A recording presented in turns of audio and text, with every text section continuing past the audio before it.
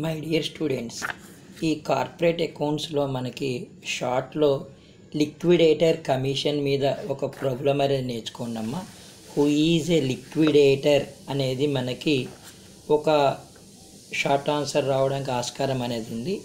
అలాగే bank accounts నుంచి ఒక షార్ట్ ఆన్సర్ రావచ్చమ్మా. అది ఏ షెడ్యూల్ తయారు చేయడమైనా కావచ్చు, ఏదైనా కావచ్చు. అలాగే వాల్యుయేషన్ బ్యాలెన్స్ షీట్ అని చెప్పి ఇన్సూరెన్స్ కంపెనీ అకౌంట్స్లో ఉంటుంది, అది ఒకటి చూసుకోండి. ఇంటర్నల్ రీకన్స్ట్రక్షన్లో జర్నల్ ఎంట్రీస్ ఏవైతే ఉన్నాయో ఇది కంప్లీట్గా నేర్చుకోండి అమ్మా.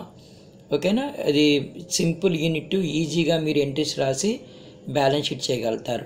అలాగే నెక్స్ట్ మనకు పెద్దది ఏంటంటే అమ్మ అమాల్గమేషన్ అండ్ అబ్జార్ప్షన్ అనమాట. దీంట్లో మనకి 2 లెక్కలే రావచ్చమ్మా మ్యాక్సిమం. ఎప్పుడు కూడా పర్చేజ్ కన్సిడరేషన్ మనం క్యాలిక్యులేట్ చేస్తాను చూడండి, ఆ మెథడ్స్ అనేది మీరు కంపల్సరీ నేర్చుకోండి అమ్మ. అలాగే యూనిట్ 1లో వైండింగ్ అప్ ఆఫ్ కంపెనీస్ అని చెప్పి చూసారండి, ఇది థియరీ లాంగ్ ఆన్సర్ రావడానికి ఆస్కారం అనేది కనిపిస్తుంది. అలాగే differences between life insurance and general insurance, ఇది కూడా మనకి ఒక థియరీ క్వశ్చన్గా రావడానికి ఆస్కారం అనేది మనకి ఎప్పుడు కూడా కనిపిస్తుంది అనమాట. అయితే పిల్లలు తప్పనిసరిగా ఇన్సూరెన్స్ కంపెనీస్లో రెవెన్యూ అకౌంట్ ప్రొఫార్మా కంప్లీట్గా నేర్చుకోండి అమ్మ.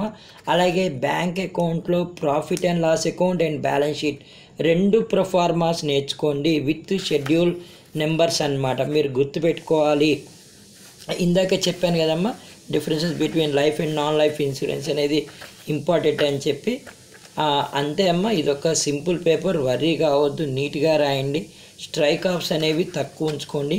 లిక్విడేటర్ కమిషన్ మీద మాత్రం లెక్కలు ఇప్పుడు ప్రాక్టీస్ చేసుకోండి అమ్మ. తర్వాత books maintained by banking companies అని చెప్పి బ్యాంక్ అకౌంట్స్లో ఒక థియరీ ఉందమ్మా. దాంట్లో స్లిప్ సిస్టమ్ అని ఉంది, స్లిప్ సిస్టమ్ ఆఫ్ అకౌంటింగ్ అని చెప్పి. అంటే బ్యాంక్లో మనం స్లిప్స్ రాస్తాం చూడండి. ఆల్ ద బెస్ట్ అమ్మ.